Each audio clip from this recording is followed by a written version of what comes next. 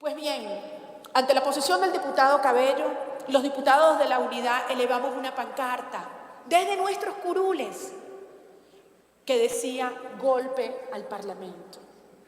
En ese momento se demostró que existía una emboscada, un plan fríamente calculado para agredirnos, que pretendía doblegarnos y ahora callarnos no solamente con amenazas, sino callarnos por la fuerza.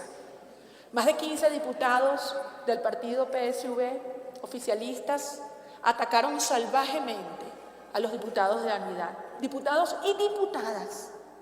Y en mi caso, fui agredida en la cara duramente por una diputada a quien no conozco, que se ubica muy lejos de mí en la plenaria, presidente, y vino infiltrándose entre los distintos diputados.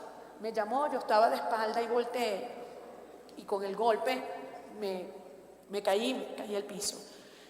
Me levanté y viendo que pretendía el señor presidente de la Asamblea Nacional continuar la sesión como si no hubiese ocurrido nada, y con las cámaras dirigidas hacia el techo, porque en el Parlamento venezolano no permiten que la prensa independiente ingrese y pueda filmar o reportar lo que ocurre en las sesiones.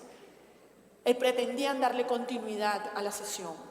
Yo subí hasta donde está el presidente y cuando me dirigí a él, pidiéndole que ejerciera sus funciones y suspendiera la sesión, que abriera las puertas del Parlamento que estaban cerradas con candados y que permitieran que los diputados heridos pudieran salir, la misma diputada vino por detrás, me tomó del cabello, me tiró al piso y comenzó a patearme en el piso, frente al presidente del Parlamento. Algunos me preguntan si el presidente del Parlamento hacía algo mientras esto ocurría. La respuesta es sí. El teniente Cabello sonreía, mientras los diputados de la Unidad éramos agredidos brutalmente.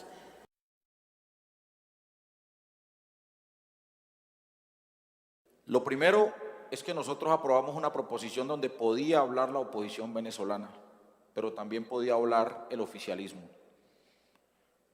Así que empecemos a hablarle claro al país y de manera concreta. Segundo, diputada Corina, nosotros tampoco compartimos que la diferencia y que la discusión se resuelva a partir de la agresión física. Lamentamos que eso haya ocurrido y no compartimos que le haya ocurrido eso a usted y a sus 8 compañeros. Nosotros somos la oposición aquí en Colombia y por fortuna a ustedes les ocurre solamente eso. Yo quiero contarle a usted, doctora Corina, que a nosotros, desde nuestro origen como izquierda, nos han asesinado 3 candidatos presidenciales. A nosotros, a esta postura política que se ha tenido en el país, nos asesinaron todo un movimiento político, la Unión Patriótica. Más de 3.000 dirigentes políticos, senadores, representantes asesinados, doctora Corina. Totalmente borrados de la política de este país. Hoy, nosotros, que representamos la izquierda en este país, el gobierno anterior interceptó no solamente nuestros correos, sino nuestros números telefónicos. El gobierno anterior nos persiguió todo el tiempo. Yo y varios de mis compañeros fuimos víctimas de montajes organizados desde las brigadas del ejército en este país. De esa democracia que hablan mis colegas aquí, surgió que un director del DAS nombrado por el presidente Uribe le entregaba a los grupos paramilitares los listados de dirigentes sindicales para que fueran asesinados. Y desde esa misma democracia de la que se habla aquí, han asesinado a miles de colombianos, algunos, no todos miembros de la fuerza pública, en algo que se denominó falsos positivos. En esta democracia de la que usted habla, el movimiento sindical tiene mínimos derechos y mínimas garantías, y todos los días se violan los derechos laborales de los trabajadores aquí en Colombia también. Un minuto para que termine, senador Alexander López. Aunque, presidente, recuerdo que eso- este es un debate. Esas son las garantías de la oposición y de la democracia, presidente.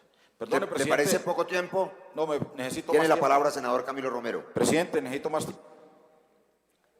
Senador Camilo Romero, ¿le cede usted el tiempo a su compañero? Voy a hablar, por supuesto, presidente, pero creo que está bien terminar de escuchar al senador Alexander López. Así es que mantengo mi tiempo y pido más tiempo para el senador López. ¿Usted va a hacer uso de la palabra, senador Camilo Romero? Que sí, presidente, le estoy diciendo. Senador Alexander, le doy el tiempo que necesite si usted afirma con veracidad que aquí ha tenido todas las garantías. Pero si usted va a afirmar que no las tiene cuando las ha utilizado para que alguien se lleve una imagen equívoca de este Congreso, me parece que usted estaría faltando a la verdad. Y la mesa directiva también tiene derecho a rectificarlo. Devuélvale el sonido al senador Alexander López para que haga uso libre de la palabra como lo ha hecho siempre en esta mesa directiva. Debe ser así a la oposición. Entonces, doctora Corina, le decía que aquí todos los días se le violan los derechos humanos a los trabajadores en Colombia.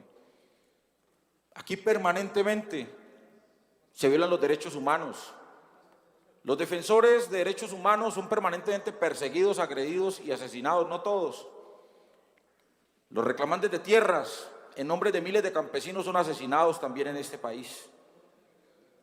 Así que, doctora Corina, yo lamento contarle también todas estas particularidades de mi país, que ojalá en otros congresos permitan que nosotros divulguemos y comentemos todo esto que se ocurre en Colombia, doctora Corina, que tal vez es mucho más grave de lo que ocurre en su país. Ojalá esto no ocurra ni en su país ni en mi país, porque nosotros amamos también al pueblo venezolano. Somos pueblos bolivarianos, somos pueblos que somos llamados a la libertad. Y por eso nosotros consideramos que en todo este escenario, que en toda esta discusión que se presenta, cada uno interpreta la democracia a su manera. Y la democracia que hay en este país no es tal como se quiere reflejar en este Congreso.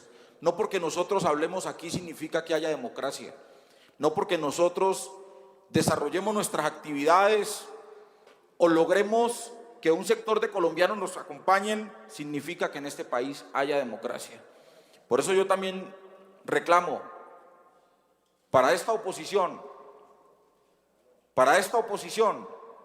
la oposición del Polo Democrático y otros compañeros que también hacen oposición en este país, reclamo garantías. No garantías de la palabra, sino garantías para nosotros acompañar al pueblo colombiano en su tragedia. Un pueblo colombiano que más de la mitad del pueblo colombiano se hunde en la pobreza. Un pueblo colombiano que más del 25% se hunde en la indigencia. Un pueblo colombiano que hoy recibe de un gobierno decisiones absolutamente contrarias a la realidad social que vive este país. De esta manera, entonces, doctora Corina, yo quería expresarle a usted nuestra preocupación por lo que está ocurriendo en Venezuela y aspiramos que se logre en un escenario de conciliación resolver el conflicto político que hay en este momento en Venezuela.